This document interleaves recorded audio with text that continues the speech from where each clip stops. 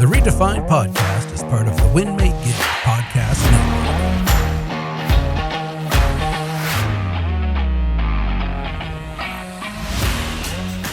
You know, as a kid, I was never any good at the old game hide and seek. I mean, I'm not fast. I'm not small. And I got all these creaky joints. Like when I walk, it just sounds like popcorn, like my knees, my ankles. I am full of noise. I'm just like a one-man band. Gang, my name's Erik Hatch, and this is the Redefined podcast. I was never any good at hiding physically. I mean, I'm 6'2". I'm beefy. I think that's the churched up way to say like I have love handles, but nonetheless, I'm a bigger dude, and hiding is really difficult. And I don't hide my emotions either. At least I try not to, right? There was this time in this season where I would hide a bunch of emotions. It was 2006. I got married a gal named Emily. We met at church. Oh, what a cute love story that is. I was employed by the church that I grew up at. And so I was doing youth ministry, and my wife was a college age volunteer. So I'm 3 years older than her. And wouldn't you know, I never would ask out anybody from church. In fact, I made this rule, and those people that were in my world totally knew the rule. And so this rule was I was never going to ask out anybody from church, because imagine you're somebody in their young 20s trying to work on their faith, and here comes creepy Erik, mouth breathing and hey, pretty lady. And all of a sudden, you stop pursuing Jesus because weird, creepy Erik is there. And I didn't want to do that for anyone. So I wouldn't ask out anybody from church, although all the church ladies tried to set me up. In fact, my pastor's wife tried to set me up with her niece. And so my first date with her niece was at her house with my pastor and her, the pastor's wife, and their two kids that were in my youth group. So it was pretty awkward. But there's this girl, Emily. Oh, wow. Hubba. We were friends for like 6 months. And finally, she one day was like, Erik, why don't you like me? And I'm like, oh, baby, I do. And so we struck up this really cool relationship. We dated for about 1.5 years. After we dated, we were engaged for about another year, and then have been married now, as I record this, 17.5 years almost. Wow. That's super wild. So come a couple of months from now, we'll have been together 20 years. That's wild. That's wild. And as soon as we got married, the question that happened at church, everybody asked it is, well, first is like, when are you going to get married? When are you going to find a girl? When are you going to, when are you going to? And then the question immediately came, well, when are you going to have kids? And I'm like, I want to practice for a while. Like that sounds pretty cool. That wasn't the response I gave, but that was the internal dialogue that was going on. And then after a couple of years, I had messed up real big time. I had made some huge blunders. I'll give you just a little bit of insight as I have a gambling addiction, and behind my wife's back, I was having an affair with money. Not awesome by any means. And I had made some really big financial mistakes, and that caused a whole bunch of ruckus. And I hid that, right? Again, I'm no good at hide and seek, but I hid that. I mean, it's a weird thing to bring up in front of a youth group and in front of your congregation. And so I hid that. And the questions kept coming at church of, when are you going to have kids? When are you going to have kids? And my wife and I went to counseling together, and I got credit counseling, and I got counseling and therapy myself, and worked really hard in real estate to change my stars. And all of a sudden, Emily and I are in a good place. And so now this is, I don't know, 4 or 5 years into our marriage. And again, the questions are like, when are you going to have kids? When are you going to have kids? And the response is, well, we're not going to have kids right now because Erik's a dummy, and Emily is really mad at him, and rightfully so. But then we're like, oh, okay, we're going to have kids. And so we got to practicing, which again, it's like my favorite thing. Oh, highly recommend it. That's a weird thing to say. Okay, nonetheless, we were in a spot where now our relationship was healthy, and it just didn't happen. My wife didn't get pregnant. So we went and we talked to a fertility specialist, and they put you on what's called a sex schedule. A sex schedule sounds cool. But if you've ever been on a sex schedule, it like takes all the fun out of it. It's still fun, but it is really hard to connect emotionally when it's for work and not for pleasure. And that didn't work. So we went back to the fertility specialist and they said, all right, we're going to put you on IUI. I once told this story and I'm like, it's interurinary insemination. I'm like, that's not it. I think it's interuterine. Don't quote me on that. Go ahead and Google and say like, Eric, you're a dummy. You don't know what all these things stand for. But anyways, it was IUI and it was like a round of shots. And I was giving my wife shots, everybody, but not the fun shots, like the medicine shots. And it didn't work. And we are going through like all of our insurance, all of it. And that didn't work. And we're like a year plus into this now. And gang, we're beat down. You don't go to your friends and family and be like, hey, we're having a lot of sex and it's not working. And we're trying to get pregnant and it's not working. And in fact, the intimacy in the bedroom is dissipating. It's like gone. It's now just for task. And it's a place that it should be this like beautiful, awesome connection. Like you just don't talk about that usually when you're in it, right? And in the vein of hide and seek, we were pretty good at hiding. On the surface, everybody thought we had this really healthy relationship and we had healed from my gambling woes, but now we were dealing with infertility woes. This was really tough. Went back to the doctor and now it was time for IVF. That's in vitro fertilization. This is now where you go to a doctor's office as a guy and you jack off. That's a weird thing to say, but here we are. We're in the trust tree, right? You go to the doctor's office and I take care of my business. And then they harvest my wife's eggs, which is a very, very weird thing. And they freeze them and then they rank them. Your eggs get ranked. And so what they do is they'll take the sperm and the egg and they'll marry them together and then they'll put that into Emily laying on this like cold hospital bed. It is the least awesome place to be. We did our first round of IVF and what they do is they start, remember I said they rank the eggs. They start with the best eggs and then they kind of work their way down. And so we transferred 2. We didn't want this John and Kate +8 situation where all of a sudden we have 8 babies. But they said the likelihood if you transfer 2 of getting pregnant is pretty high. And we transferred 2. And sure enough, my wife is pregnant. Gang, I'm over the moon excited. Emily is completely elated. And we start telling like our close friends and family, right? There's this weird irony that's out there that in the first 12 weeks of pregnancy, the first trimester, you're not supposed to tell many people because that's the time in which it is most likely to go awry. I just want to marinate on that for a moment because, hey, when it's the most sensitive is when you're supposed to stay quiet. What a stupid, broken concept that is. Hey, when things are really tough is when you're supposed to keep it all in. It's when you're supposed to hide is when things are the hardest, when things are the toughest. There's this narrative that we're taught. And I don't know if it stems from pregnancy or if it stems from just the brokenness of the way in which we think as people. But we're told to hide. In fact, we hid from almost everyone. And I was in Dallas, Texas at a real estate conference. And I got a call from Emily when she miscarried. I'm so far away from my wife.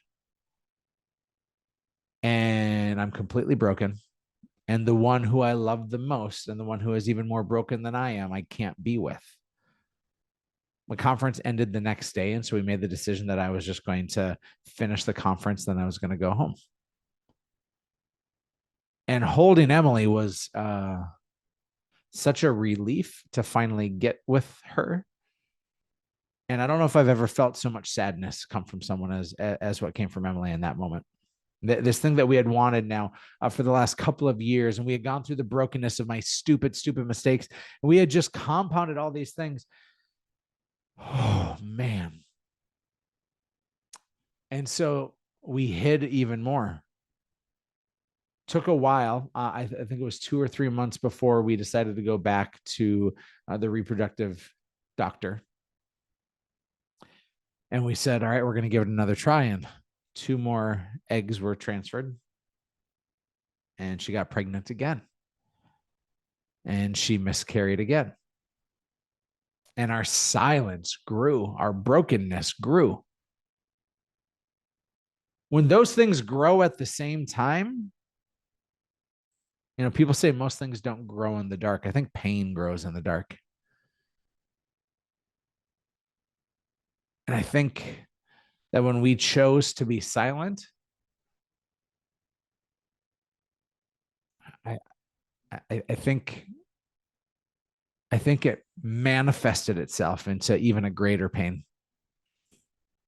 Talking about things and opening up and not being hidden, these are ways to heal. You don't lessen the pain that you're going through, but you find ways to just process, and you don't ignore this, right?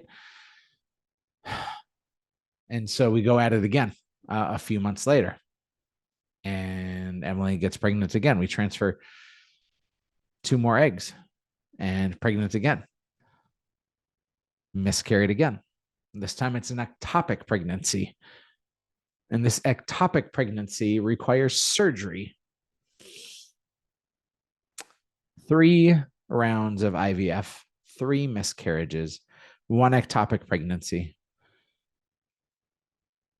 You know that narrative that begins in your mind when you think, I can't, I won't, this is never going to happen, and how it actually like manifests itself into that coming true? Like, not the good stuff coming true, but like, if you focus on crap and negativity, you get more crap and negativity. This was, for all intents and purposes, like the loneliest time. We had but a couple of people that we would talk to about this. Like, when I say a couple, I literally mean like 2. And everything else was surface level that I gave everyone.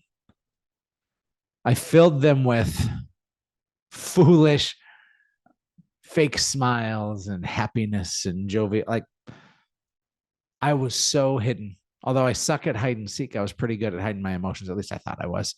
It was so stupid to stay hidden. It's the natural response. It's the thing that our world teaches us, is to stay hidden. We go back to the doctor again, and our mindset is not in a healthy place.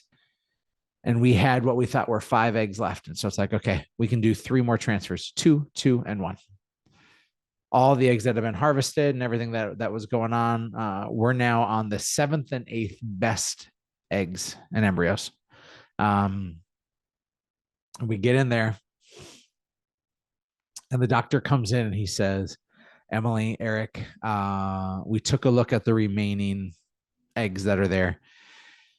And of the 5 that remain, we think only 1 of them is harvestable, is salvageable. And we're out of money at this point. We're out of insurance. It's all out of pocket expenses. $20,000, $30,000, $40,000, $50,000. We're out of emotional tears. At least we thought we were. And then there they were again, even more so. And on that sterile table, they transferred the last hope. My gosh, we were crushed. And 9 months later, my daughter Finley is born. In October of 2014, my world changed forever.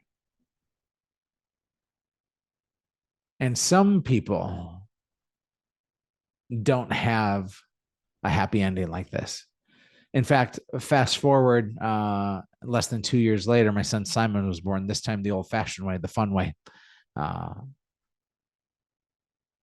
And it's so fun to talk about now because my kids are 9 and 7, and they are the center of everything that I do, and they're the thing I crave the most in life. It's so fun now, but holy hell, it was a nightmare. And that nightmare was harder because we hid. We've told the story. I gave a TED talk 7 years ago about this, uh, about the importance of being vulnerable and transparent and open in your life. And I'm not talking about the oversharers who will immediately try to make things about them, and they're always talking about just the negative. That's not what I'm talking about. I'm talking about the importance of, in your pain, not standing alone. And when you're struggling, letting the world see that. And it's easy for me to talk about now. Again, perspective is an interesting thing. Easy for me to talk about now. I'm reminded of Betty Hatch, my mom. She died in 2001 after a 5-year battle with cancer.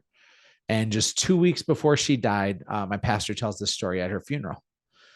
He saw Betty Hatch walking through the aisles of the grocery store, grinning from ear to ear. But it was one of those May days in North Dakota when it's finally like 70 degrees. And so everybody puts on their flip-flops and their short shorts and their tank tops, and they get all that needed sunshine on their pasty white bodies.